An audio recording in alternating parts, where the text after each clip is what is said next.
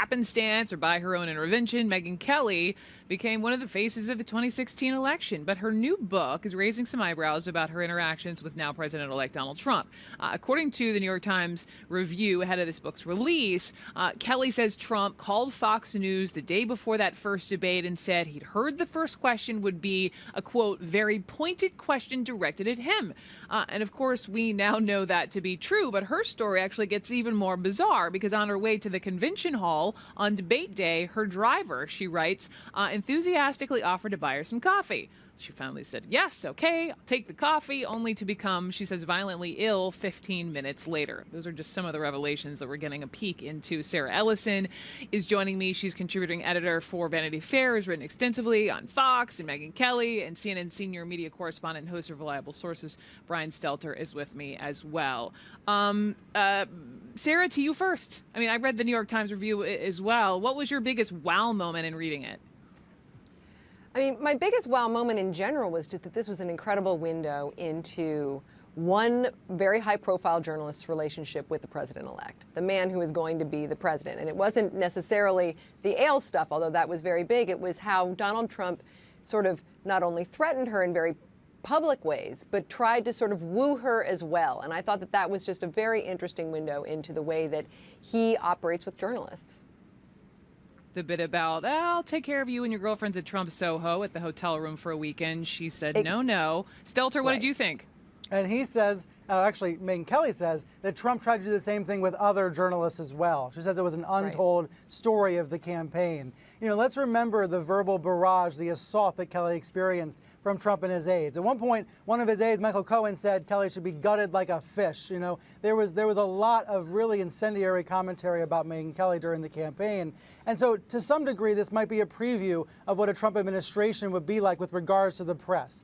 It's an open question about whether President-elect Trump will treat other journalists the way he treated Megyn Kelly. And I think, you know, her book, which officially comes out next week, so we're going to see her doing a lot of book tour stuff next week, could be a preview, a window into the future.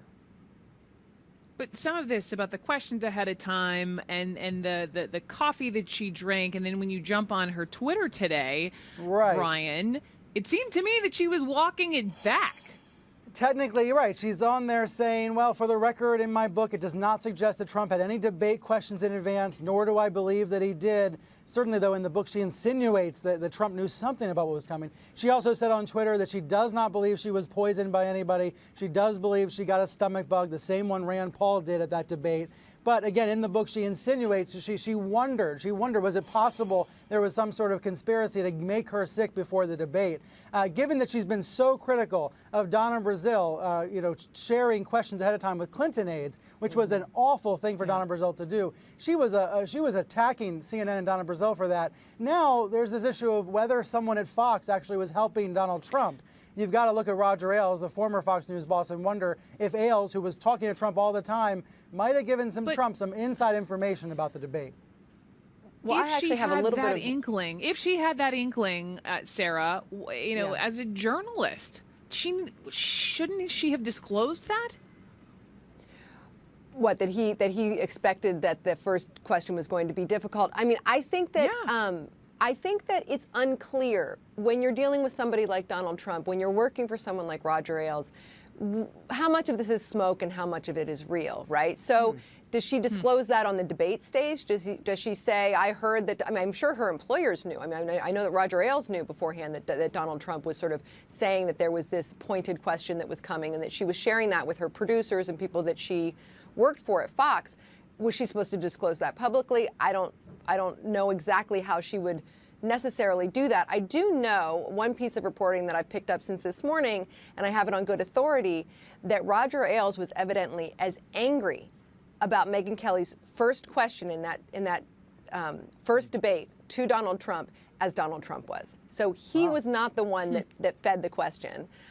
He was just as angry with her about that question as Donald Trump was. It's very possible that someone else was feeding information or that he gave Trump some kind of a sense of that, but it was not that specific question. Interesting. Okay. Sarah Ellison, thank you. Brian Stelter, thank you. Thanks. Billionaire investor Warren Buffett says he is 100% optimistic about America with a President-elect Trump. In an exclusive interview with Poppy Harlow, Buffett, who, remember, supported Hillary Clinton, says he's putting his concerns about Trump aside and giving him the respect he deserves as the commander-in-chief.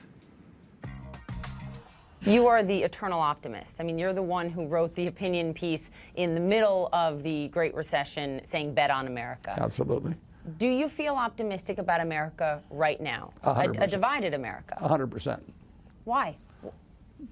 It is I mean, this is a fantastic country. In my lifetime, I was born in 1930. The real GDP per person has gone up 6 for 1. Here we were, just about the most advanced country in the world when I was born, and one person's lifetime, 6 for 1. There's never been anything like it. We have $57,000 of GDP per capita. Family of 4, $228,000. They don't get it, but this system will produce more and more stuff and better stuff and services. The system works regardless of who the market president system is. works. All right, but it doesn't work for everybody. It doesn't. Clearly. It works in aggregate. Let's talk about the markets long term. The market reaction to all of this, to President-elect Trump. What do you expect it to be long term, given the policy proposals that he's laid out, if he carries through with them? Are you talking about the stock market? I'm talking about the stock market. Yeah, stock market will be and higher 10, 20, 30 years from now. And it would have been with Hillary, and it would have been and will be with Trump. So all of these predictions that the market was going to tank under President Trump? They're silly. Silly. They're silly. Let's dig into some of the proposals that Donald Trump has put out there, the economic proposals, and your take on them. He has suggested and proposed instituting a 35% tariff on goods imported from Mexico and China to this country. A lot of business leaders say that would cause a trade war, that would cause a recession. What do you say? Well, I think it's a bad idea, a very bad idea, but I'm not going to say it'll cause a recession. Anytime you start playing around with retaliatory type trade things, it's very likely you're going to have the other side's going to play too. I mean, that's been the history.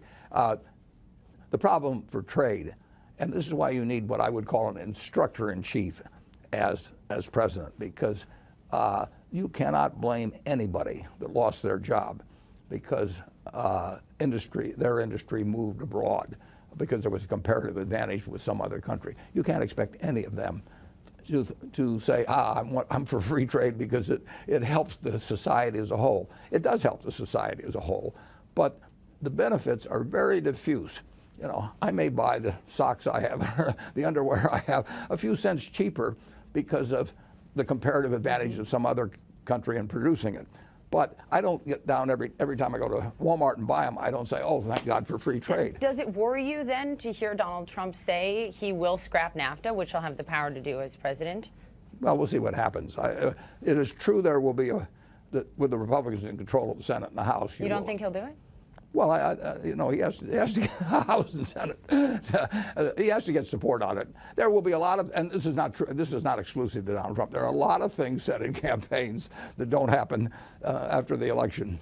Donald Trump ran on the platform of being a billionaire businessman, arguing that that gives him the unique ability to help all of the Americans, the millions of people who are struggling in this country, who cannot get by on one job, who cannot support their family, and they believe he is their answer. Do you think that Donald Trump is a good businessman? Because you certainly went after him on his business record during the campaign. Yeah, well, he had some major failures, and he was very good at licensing, and he was very good at things that involved promotion of his name. Actual operation of the businesses in the 1980s and 1990s, you know, it left him essentially bankrupting, you know, multiple companies. But I would say he understands business, but his record has been better at licensing and than operations, putting out his own capital. Yeah. His publicly traded Trump Casino Empire business, no major U.S. company filed for Chapter 11 bankruptcy more. Are you concerned about his ability to operate big businesses? Well, he isn't going to be operating a business. He's going to be operating. I don't have to worry about him running a business at all. He's the one that has to, that doesn't really, in my judgment, determine whether somebody makes a great president. Harry Truman went broke in a haberdashery store, near Kansas City or in Kansas City. I mean, he wasn't much of a businessman. He turned out to be a terrific president. And that is just a piece of Poppy's interview with Mr. Buffett. Please tune in and watch when you're watching Poppy's show, 3 p.m. Eastern tomorrow here on CNN.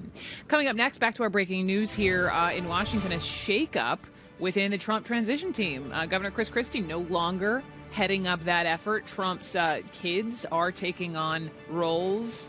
We'll be right back to discuss.